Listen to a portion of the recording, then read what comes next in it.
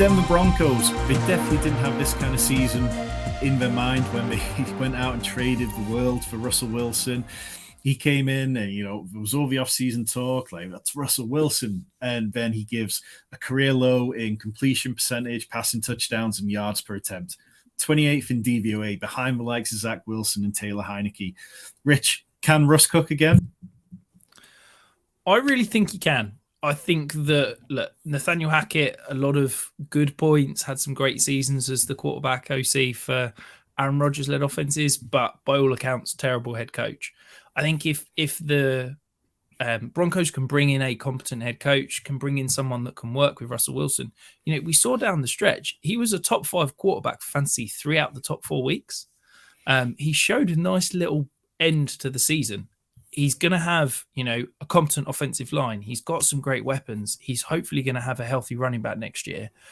I really think that at this stage, Russell Wilson is a sneaky little buy as, if you can get him as your QB2, maybe even your QB3 in Dynasty, I really like him moving forward.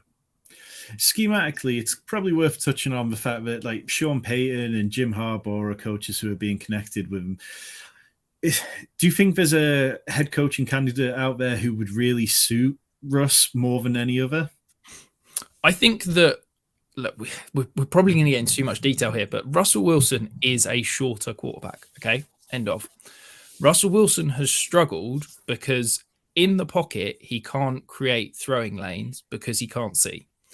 Therefore, earlier in his career, he was great outside of the pocket, creating space, creating in, outside of structure.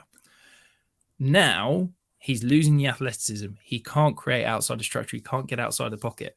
So what he needs is a coordinator, an offensive mind that is going to be able to create throwing lanes, create passes, create an offensive scheme that's going to allow him to sit inside the pocket and deliver those balls.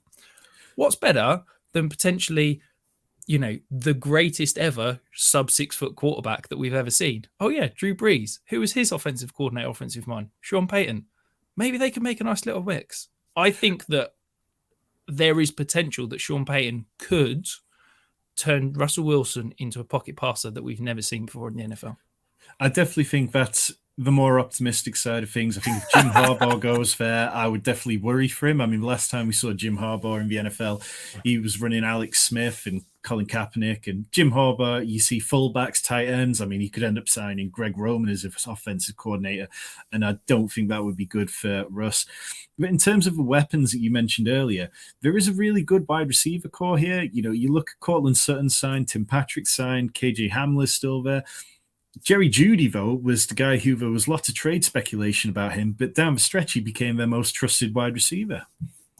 Yeah, it felt halfway through the season like he was going to be the odd man out, wasn't it? After they re-signed Sutton, Patrick, and we're talking trading Jeudy. But he was competent. Jerry Jeudy has always been an elite route runner. We've always known that. He's always been able to get open. The challenge has been at the catch point and putting that into consistent production.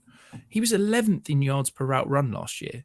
He is a good receiver, and I think that there is going to be some more to come. If this offense can take that step forward, if Russell Wilson can get back to being an average quarterback, let's be honest, there's going to be a lot more fantasy potential for somebody like Jerry Jeudy. And just lastly, quickly, Albert O. He was somebody coming into this season a lot of us thought was going to be really primed for a breakout. Didn't seem to get along with the coaching staff and rode the bench for much of the season. Do you think there's a route back for him, or do you think he ends up on another team and kind of gets lost in the tight end wasteland?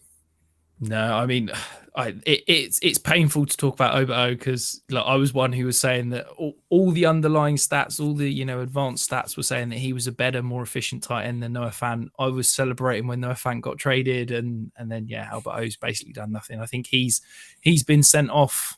He can go elsewhere. I think Greg Dulcich, he's going to end up in that young tight end pool where I've talked about it a few times. It's basically a 50-50 hit rate of they're going to disappear and never be fantasy relevant again, or they're going to end up being a competent kind of back end tight end one. And honestly, with Greg Dulcich, I could see either scenario playing out.